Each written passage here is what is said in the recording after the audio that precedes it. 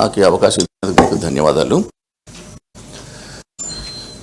ప్రస్తుతానికి ఉన్నటువంటి బర్నింగ్ ప్రాబ్లమ్స్లలో అభియాన్ వాళ్ళకి ఈ సమస్య ఉన్నది. దాంట్లో సుమారుగా 21 మంది ఎంప్లాయీస్ సబ్ నుంచి టీచింగ్ స్టాఫ్ వరకు ఉన్నారు. దాంట్లో 1,70,000 మంది అమ్మాయిలు చదువుకుంటున్నారు. ఆ స్కీమ్ వచ్చేసి joint venture of the central and state government. పిల్లలు మన వాళ్ళే, స్టాఫ్ మన వాళ్ళే. వాళ్ళు ఎందుకు ఇట్లా నిర్లక్ష్యం చేస్తుందో తెలియట్లేదు. ఇప్పటి వరకు వాళ్ళకు ఉద్యోగం లేదు, వాళ్ళ చేయలేదు. కన్సల్టెంట్ పేతో ఇన్ని సంవత్సరాలు స్టాగ్నేటెడ్ వేజెస్తో పనిచేస్తున్నారు. అధ్యక్ష ఎంతవరకు న్యాయం?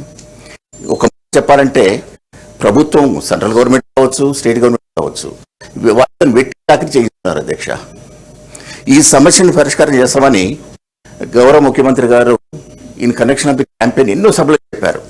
కానీ దాని విషయంలో ఇప్పటిదాకా వాళ్ళు ఆలోచించలేదు. ఎందుకంటే మరి 1,70,000 మంది ఆడపిల్లలైతే ఎక్కడ పంపించలేరు వాళ్ళు. The scheme should be continued for. వాళ్ళకు ఉద్యోగ భద్రత ఒకటి, స్కేల్స్ ఇవ్వాల్సిందే. తర్వాత ఇంకోటి అధ్యక్ష, అది కూడా one of residential స్కూల్సే, like gurukuls కావచ్చు, మోడల్ స్కూల్స్ కావచ్చు, అది తర్వాత SC ST కావచ్చు. వాళ్ళకి ఇచ్చేటటువంటి మెచ్ ఛార్జెస్లో 50% ఉంది అధ్యక్షకు. ఎవరికి ఇది మన సర్వశిక్ష ఉన్నటువంటి KGB అమ్మాయిలకు 40 రూపీస్ పర్ డే. ఆ 40 రూపీస్ని మార్నింగ్ నుంచి వరకు how they are going to meet the expenses అనేది వెరీ మచ్ క్వశ్చన్ అధ్యక్ష.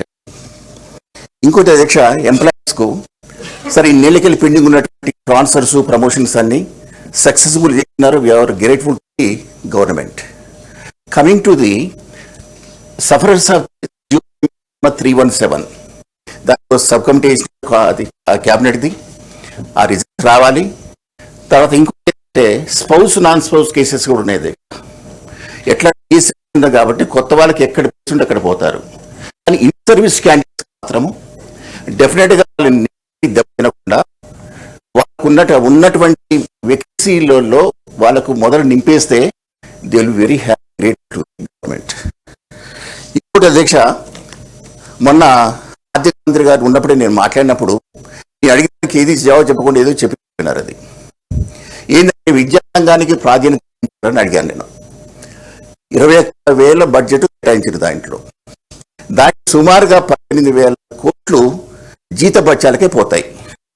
ఇక మిగిలింది ఎక్కడ అంటే దాంట్లో స్ట్రక్చర్, ఇన్ఫ్రాస్ట్రక్చర్, రికరింగ్ ఎక్స్పెండిచర్ ఎందుకు కావాలి.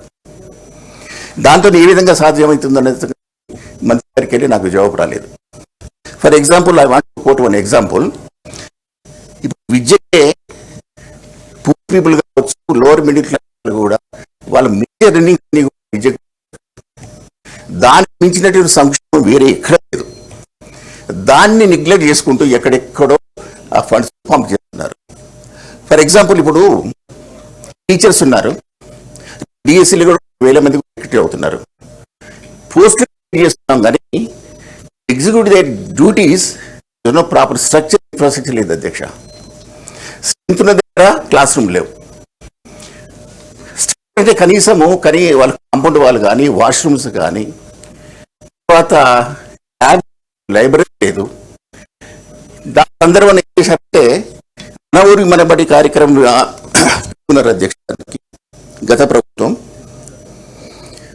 3 దశల్లో 7,289 కోట్లు ప్రతిపాదించారు. దాన్ని మొదటి దశలో 3,090 కోట్లు కేటాయించారు.